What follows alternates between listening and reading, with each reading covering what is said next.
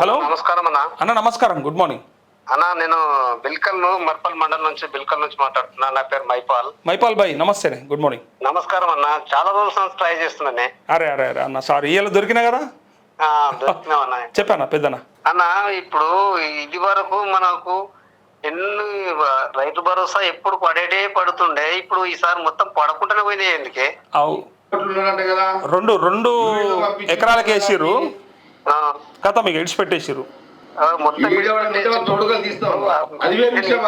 ఇంకోటి చెప్పాను అన్న, నేను నికాస్ అయిన కాంగ్రెస్ కార్యకర్తనే. ఒక్క సెకండ్, నికార్సైన కాంగ్రెస్ కార్యకర్తవా? అవునన్నా. మీ జగ్గారెడ్డి అంటుండు కోవట్లు ఉంటే తోడకలు తీస్తా అంటుండు, మళ్ళీ పైలం మరి అది తీయాలన్నా. తోడకలు తీసినా బాగా. ఇప్పుడు మీనాక్షి నటరాజన్ కు జరిగిన అవమానము రేపు మా సొంతలకు జరగదనేది ఏమున్నదన్న? ఇంకా ఇది వాస్తవం కాదనేది. కరెక్టే. అందుకని ఈ ఇసుంటి కొవ్వట్లను తీసేసి మంచి వాళ్ళని ఎన్నుకుంటే బాగుంటది కదా. ఇంకా ఇగో పక్క పార్టీలకి వెళ్ళి వచ్చిన ఆయన్నే ముఖ్యమంత్రి చేసుకోరు. ఇక మీరు మాట్లాడితే కొంచెం నవ్వొస్తుంది జనాలకు కూడా. మేమే నవ్వుకుంటున్నామన్నా. మరి ఇప్పుడు వేరే పార్టీలకి వెళ్ళి వచ్చి ఈ పార్టీని సార్ అధికారంలో తేవడానికి ప్రయత్నం చేస్తుండొచ్చు, కానీ మరి అంతకంటే ముందు సీనియర్లు పని చేసిన వాళ్ళు ఊర్లల్లో ఒక మండలాధ్యక్ష పదవి ఇస్తేనే ఒప్పుకోరు కొత్తగా వచ్చిన వాళ్ళకి. ఇంతకు ముందు మా అన్న సర్పంచ్ చేసిండు, ఎంపీటీ చేసిండు, ఎంపీపీ అయ్యేదాన్ని కూడా నోటికొచ్చిన బుక్కను కూడా గుంజుకున్న రోజులు ఉన్నాయన్న. మరి ఇంకా కూడా మేము ఏందంటే, నాకు ఓటాకు వచ్చిన సంది కూడా నేను కాంగ్రెస్ పార్టీనే పాకలాడుకుంటూనే ఉన్నాం. ఇంకా ఏ జిల్లా మీది? మాది మర్పల్లి మండలం. మాది స్పీకర్ గడ్డం ప్రసాద్ నియోజకవర్గం, వికారాబాద్. ఓకే. ఇక మీ స్పీకర్ అయితే మొన్న గమ్మత్తు తీర్పు ఇచ్చిండు కదా.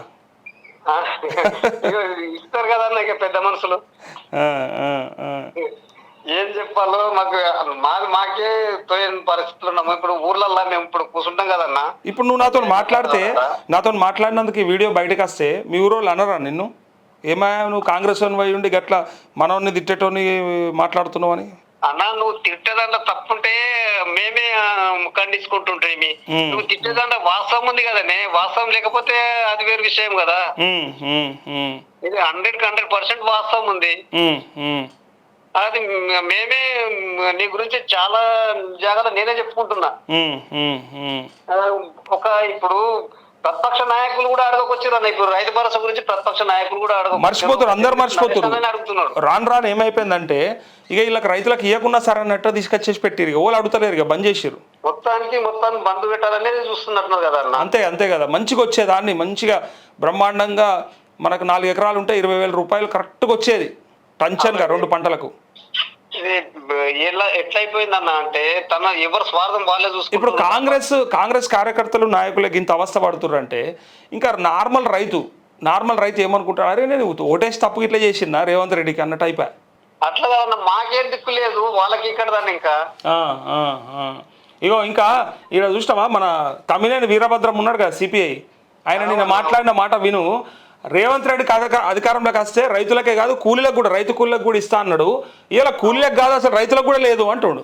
ఏడుందన్న మరి? లేదు కదనే. అదే మరి ఇగో ఆయన అన్నమాట వినిపిస్తుంది. ఇగో రైతులకు బంద్ అయిపోయింది, రైతులు రావట్లేదు, కూలీలకు రావట్లేదు.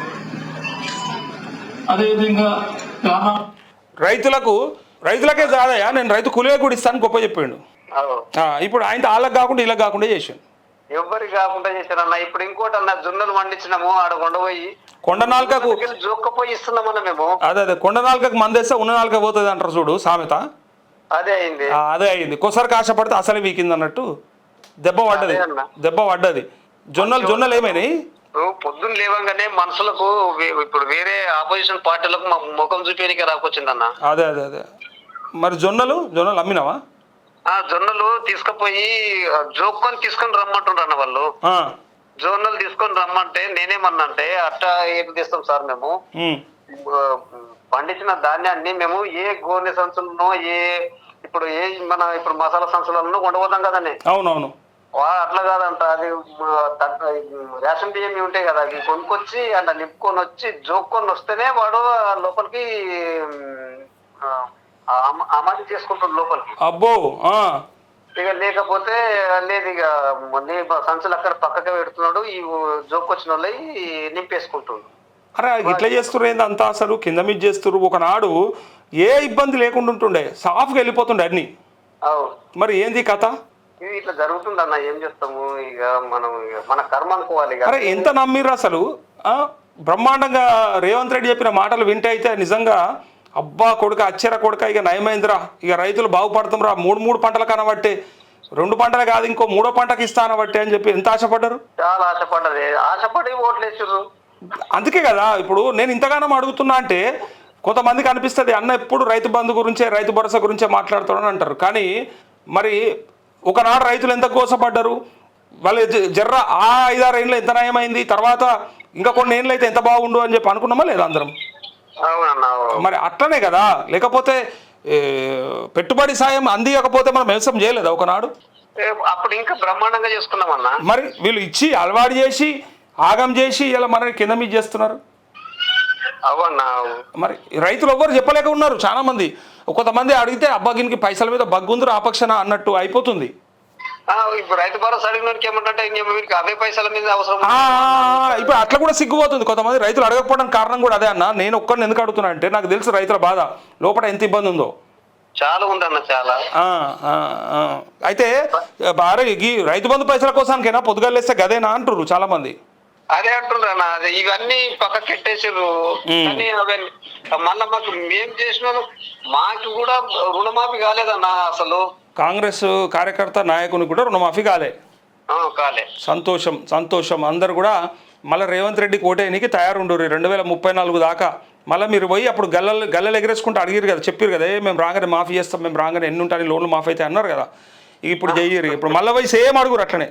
ఇప్పుడు మళ్ళా కాదన్న, వాళ్ళు నువ్వు నిలదీయాలి అన్న, ఒకసారి నిలదీయమనే ఉన్నది నాకు పక్క. నేను పోయి నిలదీయాలి, అడగాలి. ఏం నిలదీస్తారే మళ్ళా? ఇప్పుడు మీ సార్లు వచ్చి, మీ ప్రసాద్ సార్ వచ్చి అందరూ వచ్చి కూర్చోబెట్టి మైపాలు ఇంకేందా మళ్ళీ అయితే నీకు ఎందుకని అయితే నీ మూతికేమన్నా ఊస్తే మళ్ళీ ఎప్పుడో పోతావు అన్న. మనకి పూజంతా మనకు ఏడున్నదని. కానీ ఎంత ఇబ్బంది అంటే చెప్పేటప్పుడేమో అన్నీ చేస్తామని చెప్పి ఇలా ఏం చేయకపోతే ఏమో ఎవరిని అడగనో తెలియని పరిస్థితి మళ్ళా. అన్న ఇంకోటి ఏమదన్నా, ఇప్పుడు ఎప్పటిసంలో జెండా మోసి కాయలు కాసిన పక్కకు వస్తున్నారు, అప్పుడు వచ్చిన ఏమో భుజాల మీద సేల్ తీసుకొని పోతారన్న. నేను ఏమంటారు, మీ రేవంత్ రెడ్డిని ఎక్కించుకున్నాడే అర్థం చేసుకోరు మీ పార్టీ. అదే ఉందన్న, పక్క పార్టీలకి వెళ్ళి వచ్చిన ఆయన ముఖ్యమంత్రి చేసుకున్నప్పుడే అర్థం చేసుకోరు. మరి ఇప్పుడు మీరు ఏం మాట్లాడినా కూడా చూసేటోళ్ళు వీళ్ళు మీరు ఎందుకయ్యా ఇక నీతులు చెప్తారు, మీది చక్కగా లేదు, ఫస్ట్ పైననే చక్కగా లేదు, ఇంకా మా దాకా వచ్చింది అంటారు. అవునా? ఇప్పుడు అందుకే నువ్వు కామెంట్ పెట్టుండి ఫోన్ చేయండి అంటే లక్ష్మణ్ గారు వచ్చింది, అప్పుడే నేను ఫోన్ చేశాను. Thank you Mypal Bhai, thank you. Okay. Congress నాయకుల కార్యకర్తల బాధలు కూడా మనకే చెప్పుకోవట్రి చూసిరా. అంటే నేను నిజాయితీగా వార్తలు చెప్తున్నానే, పైగా కరెక్టు అంటే ఏ పార్టీకి లొంగకుండా ఉన్నానే చేస్తారు తప్ప లేకపోతే వేరే కారణం ఏం లేదు. నేను ఒకవేళ కండువా కప్పుకొని వార్తలు చెప్పినట్టు కనిపిస్తే నాకు అట్లా ఫోన్లు కూడా రావు, చెప్పరు. ఇప్పుడు అధికార పార్టీ నాయకుడు కూడా ఫోన్ చేసి చెప్తున్నాడు అంటే ఆయన బాధని నేను చెప్తున్నా కాబట్టి అది అందరి బాధ, అది నేను చెప్పేది అట్లా అర్థం చేసుకోవాలి.